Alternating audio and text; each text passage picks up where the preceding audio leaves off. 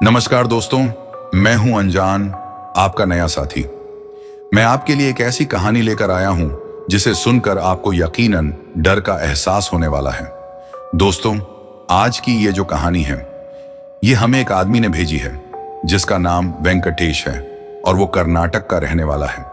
उसने मुझे एक ऐसी औरत की कहानी बताई जो रात के समय लोगों के घरों के बाहर घूमती है, जिसे वो लोग स्त्री के नाम से जानते हैं। दोस्तों, आपने कभी ना कभी तो स्त्री का नाम सुना ही होगा। स्त्री के ऊपर एक फिल्म भी बनी है जिसमें स्त्री के बारे में बताया गया है, लेकिन मुझे नहीं पता कि उसमें कितनी सच्चाई है। लेकिन आज जो कहानी मैं आपको सुनाने जा रहा हूं वो वेंकटेश के अनुसार एकदम सच्ची है। तो दोस्तों, कहानी को शुरू करने से पहले मेरी आपसे एक गुजारिश है कि आप इस कहानी को अंत तक जरूर सुने। तो चलिए दोस्तों, अब ज्यादा समय बर्बाद ना करते हुए इस कहानी को अब हम वेंकटेश के नजरिए से ही सुनते हैं।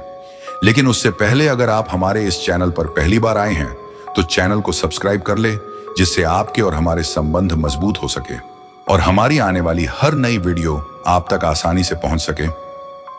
नमस्ते दोस्तों, मेरा नाम वेंकटेश है और मैं कर्नाटक के एक छोटे से गांव मल्लापुर से हूं।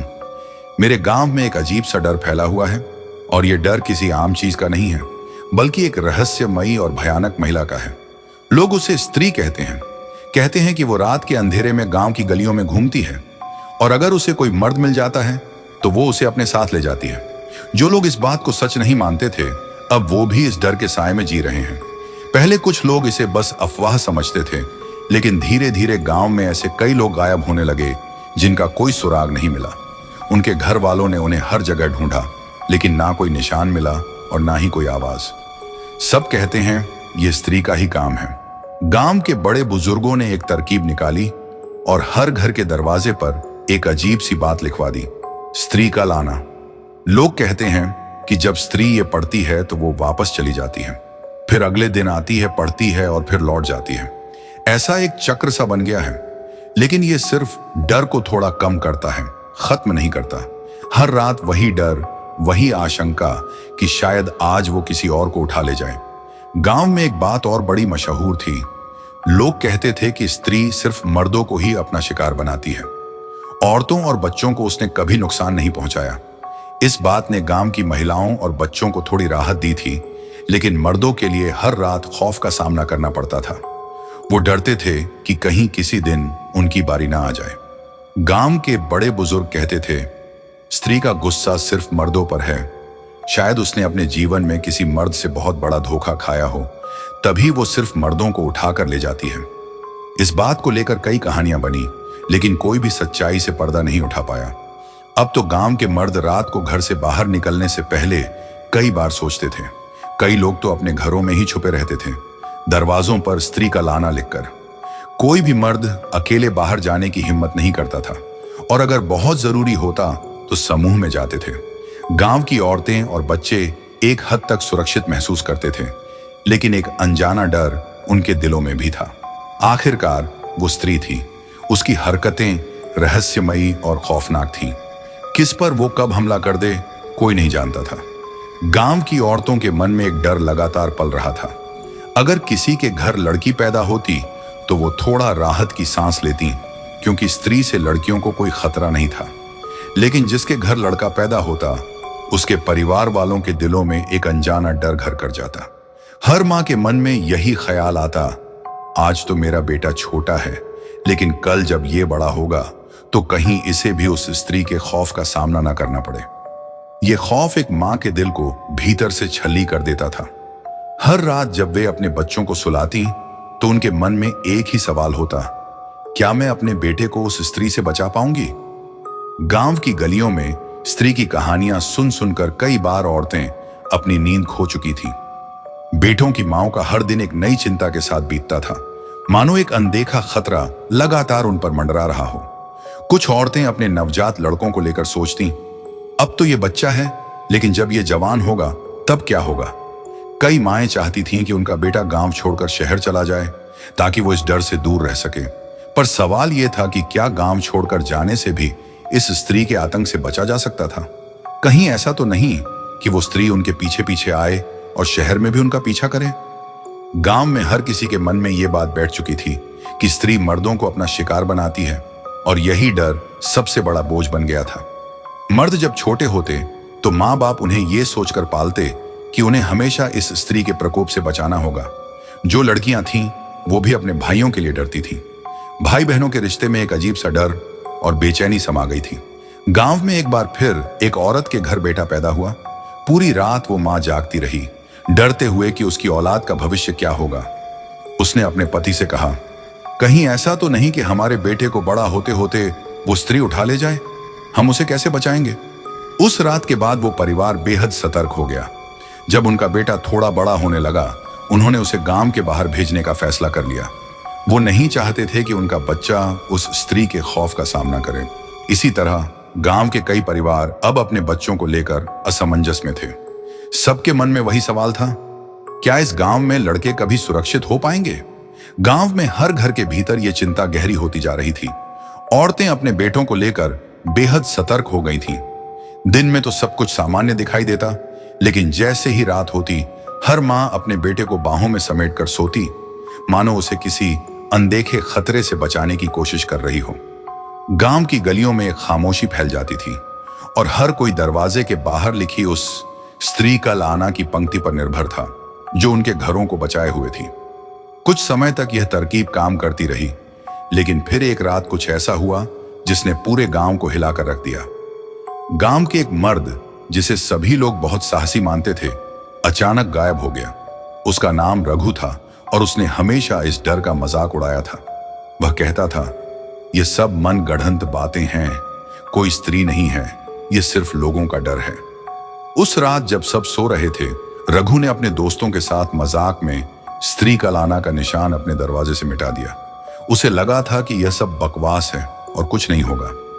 लेकिन जैसे ही रात के अंधेरे में गांव पर सन्नाटा छाया, रघु के घर के आसपास कुछ अजीब सी हरकतें होने लगीं।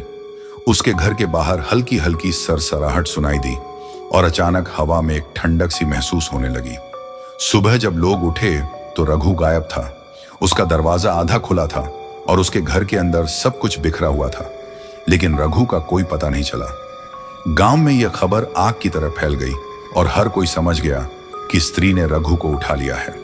अब तक लोग मानते थे कि स्त्री सिर्फ उन मर्दों को उठाती है जो गलियों में भटकते थे या अकेले बाहर निकलते थे, लेकिन रघु के साथ जो हुआ उसने गांव के लोगों की सोच बदल दी। अब तो वो घर के अंदर भी सुरक्षित नहीं थे। खासकर मर्द, चाहे वो जवान हो या बूढ़े, सब डरे हुए थे। रघु की घटना के बाद गांव की महिलाओं का डर और भी बढ़ गया। जिनके घर लड़के थे उनके दिलों में हर वक्त एक खौफ पलने लगा। अब वो सोचने लगी, जब हमारे बेटे बड़े होंगे क्या वो इस स्त्री के प्रकोप से बच पाएंगे। कई माओं ने अपने बेटों को गांव छोड़ने का सुझाव दिया। कुछ लोगों ने अपने बच्चों को दूर शहरों में भेज दिया ताकि वो इस खौफ से बच सकें। गांव में धीरे धीरे यह चर्चा होने लगी कि आखिर स्त्री कौन है और उसका इस गांव से क्या संबंध है। कुछ पुराने बुजुर्गों ने बताया कि यह स्त्री शायद किसी जमाने में इस गांव में ही रहती थी और किसी बड़े धोखे का शिकार हुई थी। उसके साथ कुछ ऐसा हुआ था जिसने उसे बदले की आग में झोंक दिया था और अब वो सिर्फ मर्दों से अपना बदला ले रही थी। लेकिन सच्चाई क्या थी यह कोई नहीं जानता था। बस हर रात एक खौफनाक इंतजार होता था, किसकी बारी अगली है, कौन अगली सुबह नहीं देख पाएगा। गांव में हर मर्द के गायब होने की खबर एक खौफनाक रहस्य बनती जा रही थी। लेकिन इन सभी घटनाओं में एक अजीब और डरावनी बात थी जो हर किसी के रोंगटे खड़े कर देती। जो भी मर्द गायब होता उसका तो कोई नामो निशान नहीं मिलता, ना उसकी लाश मिलती, ना उसकी चीखें किसी ने सुनी होती, मगर उसके कपड़े हमेशा उसी जगह पर पड़े मिलते थे जहां से वो गायब हुआ था। रघु की घटना के बाद उसका घर तहस नहस मिला, लेकिन उसके कपड़े घर के आंगन में बिखरे पड़े थे, जैसे उसने अपने कपड़े वहीं उतारे हों और फिर अचानक हवा में गायब हो गया हो। इस बात ने गांव के लोगों को और भी ज्यादा डरा दिया। हर कोई यही सोचता कि आखिर ऐसा कैसे हो सकता है। लोग कहते थे स्त्री उसे खींच कर ले गई होगी, मगर वो कपड़े क्यों छोड़ देती है। गांव में अब मर्द रात होते ही अंदर बंद हो जाते थे। औरतें अपने पतियों और बेटों को लेकर और भी सतर्क हो गई थीं। घर के दरवाजे बंद कर दिए जाते, खिड़कियां कसकर बंद की जाती और हर जगह स्त्री का लाना की इबारतें दिखाई देने लगीं।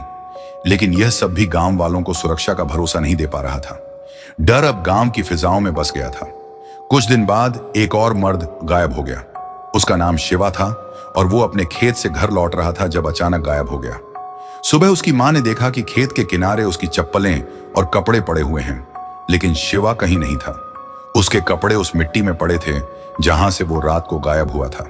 यह दृश्य इतना भयानक था कि उसकी मां की चीखें गांव भर में गूंज उठी।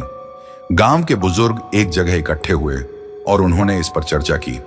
ये तो वही पैटर्न है, एक बूढ़ा बोला। कपड़े वहीं मिलते हैं, लेकिन आदमी का कोई अता पता नहीं। हर किसी के मन में यही सवाल उठ रहा था कि क्या सचमुच यह स्त्री ही इन सबके पीछे है, या फिर कुछ और भी है जिसका रहस्य वे अब तक नहीं समझ पाए थे। गांव की महिलाएं अब अपने घरों के बाहर दिए जलाकर भगवान से अपने बेटों और पतियों की सलामती की दुआ करने लगी। हर रात वो यही सोचती कि शायद अगला नंबर उनके घर का हो। बच्चे भी अपने पिता या बड़े भाइयों के लिए डरे हुए थे। गांव की पूरी आबोहवा में खौफ घुल गया था। फिर एक दिन गांव के एक नौजवान लड़के, जिसे लोग डर से पागल हो चुका पागल महेश कहने लगे थे, उसने कुछ ऐसा कहा जिसने सबको चौंका दिया। महेश ने कहा, मैंने उसे देखा है। वो एक लाल साड़ी पहनी हुई औरत का साया है, एक परछाई जो अपने साथ आदमी को खींच लेती है। वो कपड़े छोड़ देती है ताकि लोगों को पता चले कि उसने अपना शिकार बना लिया है। यह सुनकर लोग और भी डरे, क्योंकि महेश के शब्दों में एक सच्चाई की झलक थी। उसने बताया कि एक रात उसने दूर से देखा था कैसे एक लाल साए ने गांव के बाहर खड़े एक आदमी को अपने में समेट लिया, और उसके बाद बस उसके कपड़े वहां पड़े रह गए थे। गांव अब दो हिस्सों में बंट चुका था। कुछ लोग मानते थे कि महेश ने जो देखा वो सच था, जबकि बाकी लोग इसे उसका भ्रम मान रहे थे। लेकिन एक बात तय थी, जो भी मर्द गायब होता उसके कपड़े ही उसका इकलौता निशान होते। गांव में महेश की बातें लोगों के बीच विवाद का मुद्दा बन गई थी। कुछ लोग मानते थे कि महेश ने सचमुच कुछ देखा है, जबकि दूसरे लोग इसे उसकी पागलपन की बड़बड़ाहट मान रहे थे। लेकिन एक बात हर किसी को विचलित कर रही थी, जो भी मर्द गायब होता उसके कपड़े वहीं मिलते थे और उसकी कोई खबर नहीं मिलती थी। रघु और शिवा के गायब होने के बाद गांव के और भी मर्दों ने बाहर निकलना लगभग बंद कर दिया था। अब दिन के उजाले में भी गांव की गलियां खाली रहती। हर तरफ एक अजीब सा सन्नाटा और भय पसरा हुआ था। लोगों के मन में खौफ इस कदर बढ़ चुका था कि वो घर के अंदर भी खुद को सुरक्षित महसूस नहीं करते थे।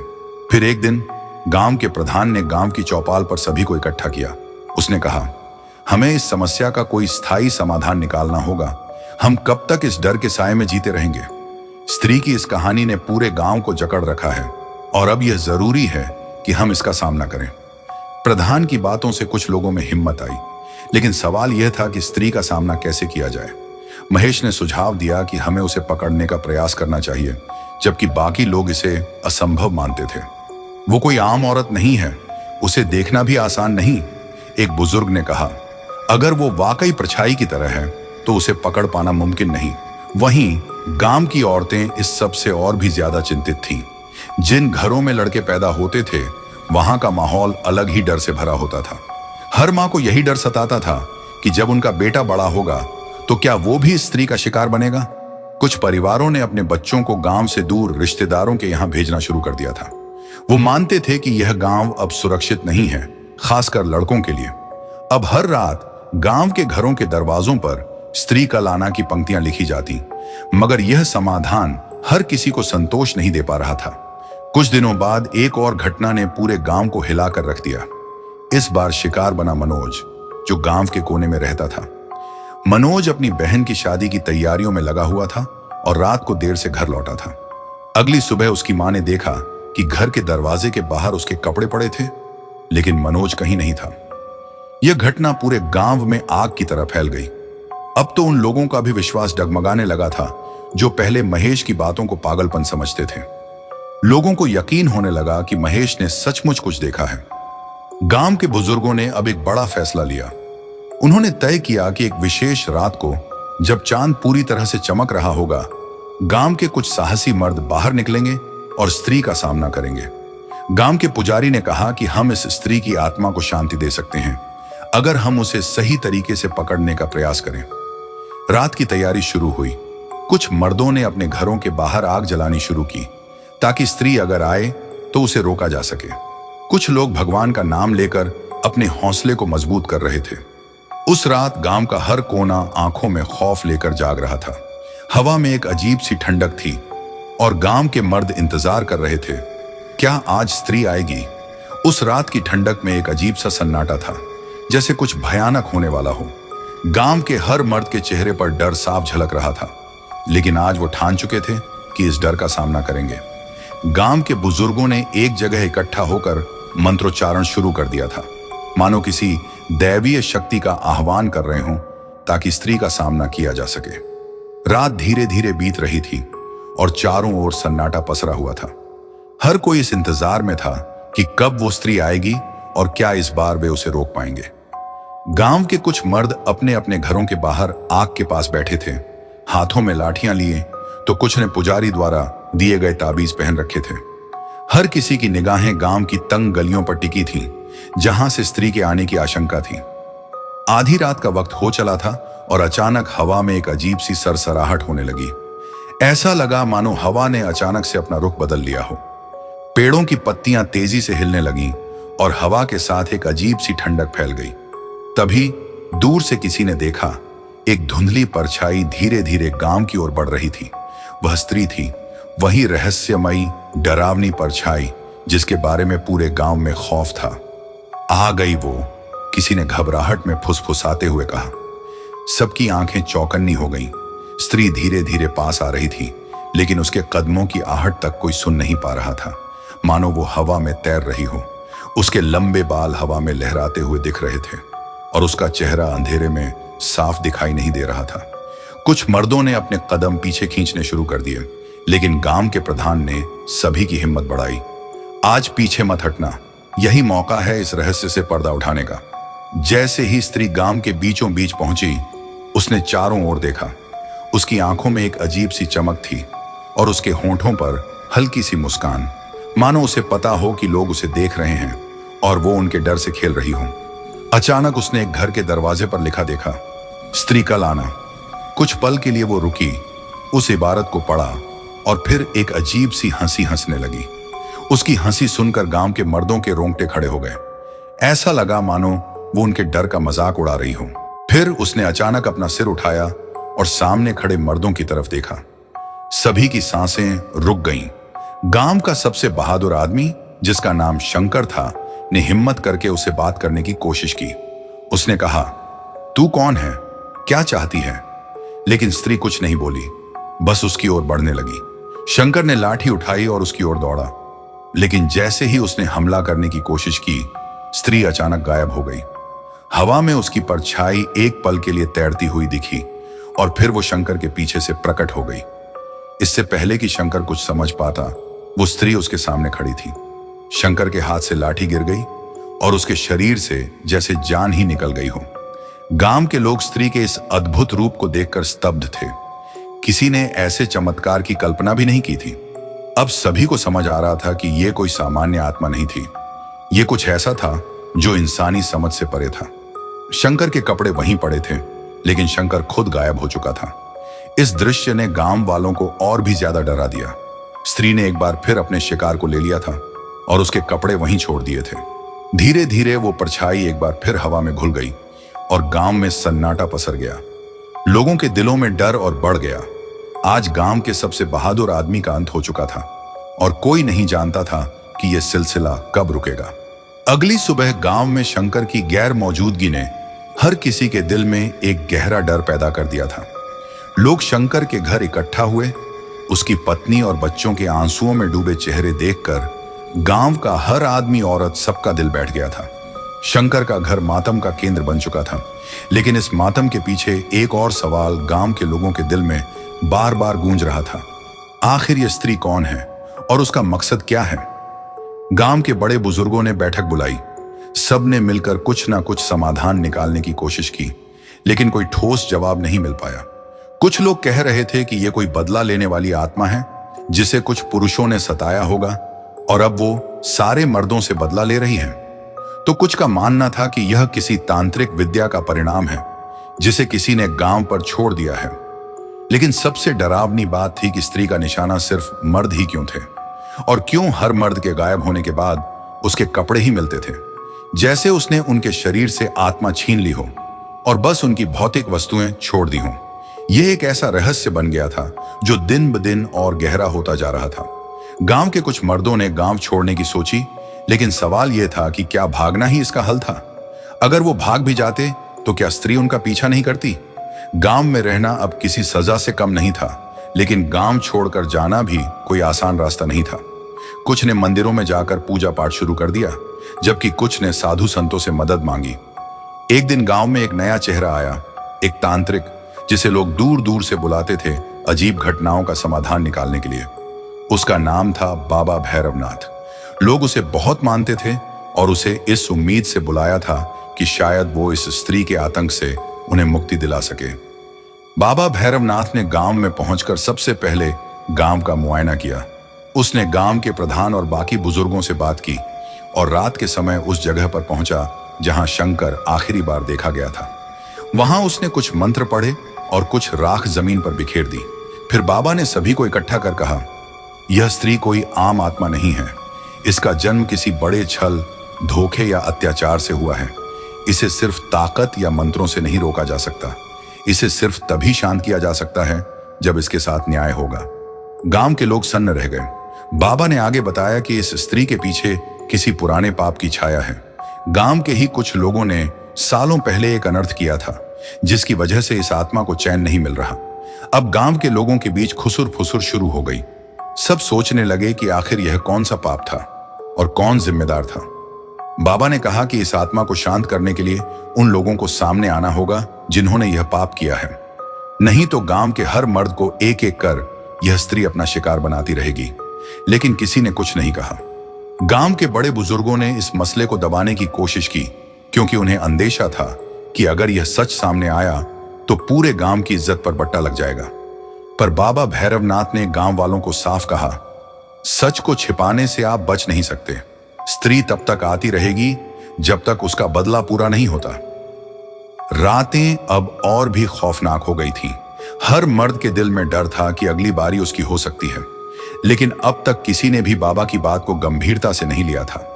बाबा ने चेतावनी दी थी कि अगर गांव वालों ने सच्चाई सामने नहीं लाई तो अगली रात और भी भयानक हो सकती है। आखिरकार एक दिन गांव के सबसे बुजुर्ग आदमी, जिसे लोग सम्मान से ताऊजी बुलाते थे, ने एक कड़वी सच्चाई सामने रखी। उन्होंने बताया कि कई साल पहले गांव के कुछ मर्दों ने एक महिला के साथ छल और धोखा किया था। वह महिला गर्भवती थी और बच्चे को अपनाने से इनकार कर दिया गया था। उस समय समाज के दबाव और शर्म के कारण उस महिला ने गांव छोड़ दिया और कुछ समय बाद उसकी मौत हो गई। उसी महिला की आत्मा अब स्त्री बनकर वापस आई थी और वह अब गांव के मर्दों से बदला ले रही थी।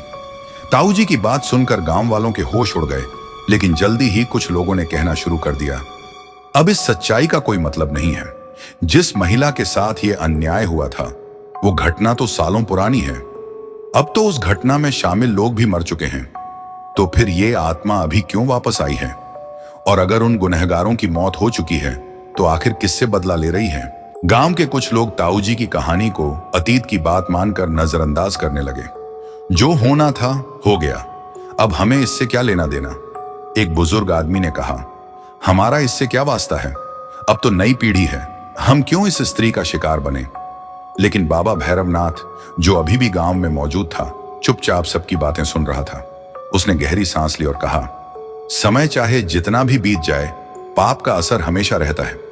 वो स्त्री उन लोगों का बदला नहीं ले रही, वो उस अन्याय का बदला ले रही है जो उस पर और उसके बच्चे पर हुआ था। और जब तक उस आत्मा को न्याय नहीं मिलेगा तब तक वो आती रहेगी। बाबा की बातों ने गांव वालों में बेचैनी और बढ़ा दी। अब तो उन गुनहगारों की मौत हो चुकी थी, तो फिर इस स्त्री को कैसे रोका जा सकता था? यह सवाल अब हर किसी के मन में गूंज रहा था। लोगों ने बाबा से उपाय पूछा, लेकिन बाबा ने कहा, सिर्फ माफी और प्रायश्चित ही इस आत्मा को शांति दे सकते हैं। उन गुनहगारों की मौत हो चुकी है, लेकिन उनके किए गए पाप का प्रायश्चित अब आपको करना होगा। गांव के मर्द एक बार फिर असमंजस में थे।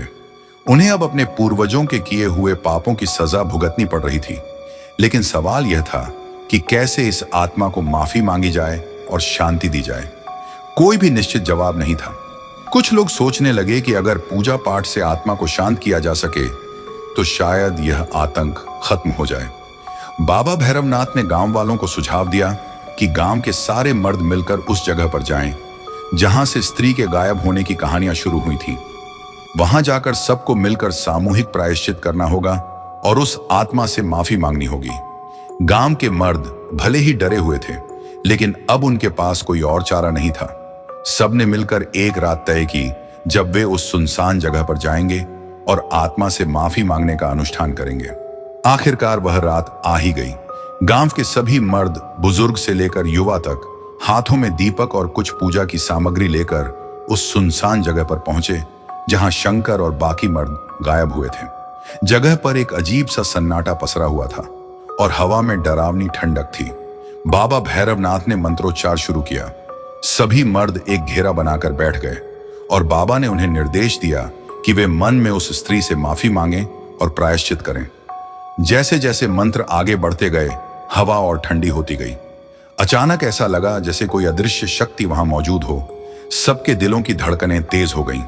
फिर एक तेज चीख की आवाज सुनाई दी, जैसे कोई दर्द में हो। सबके रोंगटे खड़े हो गए।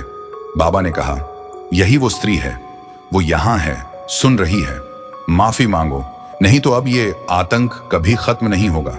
गांव के मर्दों ने स्त्री से माफी मांगी। किसी ने कहा, हमारे पूर्वजों ने जो भी किया उसके लिए हम शर्मिंदा हैं, हमें माफ कर दो। हम जानते हैं कि अन्याय हुआ था, लेकिन अब हमें इस चक्र से मुक्ति दो। सबकी आंखों में डर और पश्चाताप था। कुछ पलों के लिए सब शांत हो गए। बाबा ने अंतिम मंत्र पढ़ा और कहा, अब देखना होगा कि आत्मा क्या फैसला करती है। उस रात कोई गायब नहीं हुआ। अगले दिन गांव वालों ने राहत की सांस ली। शायद आत्मा को कुछ शांति मिली थी। उस रात के बाद गांव वालों को लगा कि अब शायद उनकी मुसीबत खत्म हो गई है।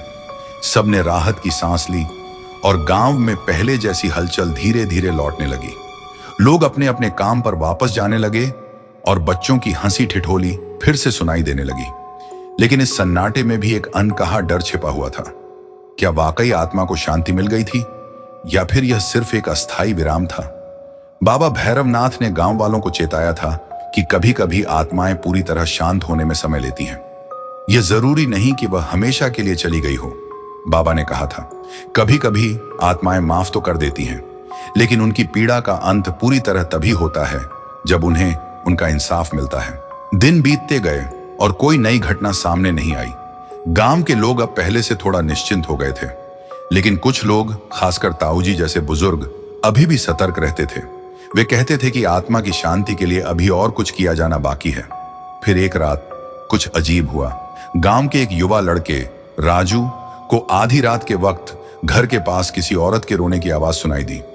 वह डरते डरते अपने घर के दरवाजे तक पहुंचा और खिड़की से बाहर झांक कर देखा, पर कुछ नजर नहीं आया। लेकिन आवाज लगातार बढ़ती जा रही थी और साथ ही हवा में ठंडक भी। राजू ने डर के मारे अपने घर का दरवाजा बंद कर लिया, लेकिन वह रात भर सो नहीं पाया। अगली सुबह उसने यह बात गांव वालों को बताई और एक बार फिर से डर की लहर दौड़ पड़ी। क्या वह स्त्री फिर से वापस आ गई थी? बाबा भैरवनाथ को बुलाया गया। उन्होंने राजू से हर एक बात विस्तार से सुनी और फिर गांव के मर्दों से कहा, मैंने पहले भी कहा था कि यह प्रायश्चित का सफर लंबा हो सकता है। हमें और ज्यादा पूजा और अनुष्ठान करने की जरूरत है। जब तक उस आत्मा को पूरी तरह से इंसाफ नहीं मिलेगा, वह शांति से नहीं जा सकेगी। इस बीच गांव वालों ने फिर से दरवाजों पर स्त्री का लाना लिखना शुरू कर दिया। डर एक बार फिर से लौट आया था। बाबा भैरवनाथ ने एक बड़ा अनुष्ठान करने का फैसला लिया, जिसमें पूरे गांव को शामिल होना था। इस बार यह पूजा उस महिला के इंसाफ के लिए थी, ताकि उसकी आत्मा पूरी तरह से मुक्त हो सके। अनुष्ठान की रात तय की गई और पूरे गांव के लोग एकजुट हो गए। सबने मिलकर स्त्री के प्रति अपना पश्चाताप व्यक्त किया और उसकी आत्मा से गुहार लगाई कि वह अब इस अन्याय के चक्र को खत्म कर दे। रात के समय जब अनुष्ठान चल रहा था, तभी अचानक हवा में एक तीखी ठंडक आ गई। लोगों के शरीर कांपने लगे और दीपक की लपटें जोर जोर से डगमगाने लगी। फिर वही चीख सुनाई दी जो राजू ने उस रात सुनी थी। इस बार वह और भी जोरदार थी, जैसे किसी की आत्मा की पीड़ा निकल रही हो। बाबा भैरवनाथ ने अपनी आखिरी मंत्रोच्चार किया और जोर से कहा, तुम्हें न्याय मिल चुका है, अब जाओ और शांति पाओ। और अचानक हवा शांत हो गई, ठंडक गायब हो गई और चारों ओर सन्नाटा पसर गया। उस रात के बाद गांव में फिर कभी किसी के गायब होने की खबर नहीं आई। लोग धीरे धीरे अपने सामान्य जीवन में लौट आए। गांव की स्त्रियों ने भी राहत की सांस ली, क्योंकि अब उनके बेटों के भविष्य पर मंडराता हुआ डर खत्म हो चुका था। गांव वालों ने यह मान लिया कि स्त्री को आखिरकार शांति मिल गई थी। ताऊ जी और बाबा भैरवनाथ ने सभी को समझाया कि कभी कभी आत्माओं को शांति और इंसाफ मिलने में समय लगता है, लेकिन सच्चे प्रायश्चित से सब कुछ ठीक हो सकता है। अब गांव एक बार फिर से पहले की तरह खुशहाल था, लेकिन उस स्त्री की कहानी हमेशा एक चेतावनी बनकर गांव वालों की स्मृतियों में बसी रही। हालांकि गांव में अब फिर से वही पुरानी खुशहाली लौट आई थी। लोग अपने रोजमर्रा के कामों में व्यस्त हो गए थे और स्त्री का खौफ धीरे धीरे उनकी दिनचर्या से गायब हो रहा था। लेकिन फिर भी एक अनजानी सी आदत गांव वालों में अब भी बची हुई थी। हर रात जब भी लोग अपने घरों के दरवाजे बंद करते तो ध्यान से दरवाजे के ऊपर लिखा संदेश देखते, स्त्री कल आना। यह लिखावट अब एक रिवाज बन गई थी जो सालों से चली आ रही थी। कोई इस बात को खुलकर नहीं मानता था, लेकिन भीतर ही भीतर सब जानते थे कि भले ही आत्मा को शांति मिल गई हो, डर अभी भी जिंदा था। लोग कहते, क्या पता कब वापस आ जाए। गांव के बड़े बुजुर्ग खासकर यह ध्यान रखते थे कि इस परंपरा का पालन हो, क्योंकि वह वक्त उनकी स्मृतियों में अब भी ताजा था जब गांव के मर्द एक एक करके गायब हो रहे थे। बच्चे जब इस लिखावट के बारे में पूछते तो मां बाप कोई सीधा जवाब नहीं देते, बस हंसी में टाल देते, ये तो बस एक पुरानी आदत है बेटा। पर सच्चाई ये थी कि उस खौफनाक दौर की परछाई आज भी गांव वालों के दिलों में छिपी हुई थी। कुछ बुजुर्ग और जानकार लोग कभी कभी आपस में चर्चा करते कि शायद वह स्त्री अब कभी लौट कर नहीं आएगी, पर स्त्री कल आना लिखने का सिलसिला यूं ही चलता रहेगा। कोई इसे मिटाने की हिम्मत नहीं करता, क्योंकि हर किसी के दिल में वही अनजाना डर आज भी मौजूद था। वक्त के साथ बहुत कुछ बदल गया था, पर वो डर जो उस स्त्री की वजह से फैला था वो कभी पूरी तरह से खत्म नहीं हो पाया। और इसलिए आज भी हमारे गांव में हर घर के दरवाजे पर बड़े बड़े अक्षरों में लिखा होता है, स्त्री कल आना। ये शब्द अब सिर्फ एक परंपरा नहीं, बल्कि एक चेतावनी की तरह थे। एक ऐसी चेतावनी जिसे अनदेखा करने की हिम्मत किसी में नहीं थी। तो दोस्तों, आज की ये कहानी आपको कैसी लगी कमेंट करके हमें जरूर बताएं। अब शुरू करते हैं वो सिलसिला जिसके बारे में मैंने आपको बताया था। अब मैं उन लोगों के नाम लूंगा जिन्होंने मेरी पिछली वीडियो में कमेंट करके अपना नाम और वो हमारी कहानी को किस जगह से सुन रहे हैं बताया है। तो अब मैं उनके नाम लेता हूं। तो सबसे पहले है नीतू है असम से, हरिओम सिसोदिया है गाजियाबाद से, रोशन सिंह है पंजाब से, अरुण साहू है कोटा से, दीपक अग्रवाल है दिल्ली से, सोनम है मुंबई से, दीपक पटेल है सऊदी अरब से, किशन सैनी है उदयपुर से, मोहसिन है पाकिस्तान से, राम सिंह है रोहतक हरियाणा से, सोनू कुमार है बिहार से, अनु गायकवाड़ है अधेरी मुंबई से, अरुण है मुंबई से, रविंद्र ठाकरे आगरा से, रोशनी है कानपुर से, रेखा है हरियाणा से, सुरेश यादव है दिल्ली से, रामहंस है जयपुर से, मीरा कुमारी है जयपुर से, विशाल कुशवाहा है कोटा से, रामवीर सिंह है भरतपुर से, सोनू सैनी है फरीदाबाद से, रामकिशन मिश्रा है बूंदी से, अजय पाल है फरीदाबाद से, सोमनाथ है पुरानी दिल्ली से, दीपक जैन है मुंबई से, और अब सबसे आखिर में रामवीर मीणा है कोटा से। तो दोस्तों, ये थे उन लोगों के नाम जिन्होंने हमारी पिछली वीडियो पर कमेंट करके बताया था कि वो हमारी कहानी कहां से सुनते हैं। तो दोस्तों, आज के लिए बस इतना ही। कल फिर मुलाकात होगी एक नई कहानी के साथ।